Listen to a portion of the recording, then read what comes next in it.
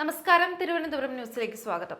മന്ത്രിസഭാ വികസന ചർച്ചകൾക്കായി മുഖ്യമന്ത്രി ദേവേന്ദ്ര ഫട്നാവിസ് ഡൽഹിയിലെത്തി ബിജെപി നേതാക്കളുമായി കൂടിക്കാഴ്ച നടത്തുകയുണ്ടായി. സംസ്ഥാനത്തെ സ്ഥിതിഗതികൾ ധരിപ്പിച്ചു. ആഭ്യന്തര വകുപ്പ് വേണമെന്ന ഷിൻഡെയുടെ ആവശ്യം അംഗീകരിക്കാനോ റവന്യൂ വകുപ്പ് വിട്ടു നൽകാനോ ബിജെപി തയ്യാറാകാത്തതാണ് നിലവിലെ പ്രതിസന്ധിക്ക് കാരണം. 14-ന് അന്തിമ തീരുമാനമുണ്ടായേക്കുമെന്നാണ് റിപ്പോർട്ടുകൾ പുറത്തുവരുന്നത്. ഷിൻഡെ വിഭാഗത്തിന് നൽകുന്നതിനോടൊപ്പം വകുപ്പുകൾ തങ്ങൾക്കും വേണമെന്നാണ് അജിത് പവാർ വിഭാഗത്തിന്റെ നിലപാട്. 16-ന് നിയമസഭയുടെ ശീതകാല സമ്മേളനം ആരംഭിക്കുന്നതിന് മുമ്പ് വകുപ്പ് വിഭജനം പൂർത്തിയായില്ലെങ്കിൽ നാണക്കേടായി ഇത് മാറും.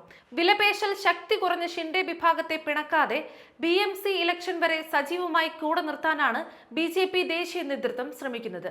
തെരഞ്ഞെടുപ്പ് വിജയത്തിൽ പ്രധാന ഘടകമായത് ഷിൻഡെയോടുള്ള സാധാരണക്കാരുടെ അനുഭാവം മൂലമാണെന്നും ഇതിനെ കണ്ടില്ലെന്ന് നടിച്ചാൽ തിരിച്ചടിയാകുമെന്നുമാണ് BJP ദേശീയ നേതൃത്വത്തിന്റെ വിലയിരുത്തൽ. BJPക്ക് 22, ഷിൻഡെ 12, അജിത് പവാർ 9 എന്ന വിധത്തിലാണ് മന്ത്രി പദവികളുടെ വീതം വെപ്പാണെന്നാണ് സൂചന.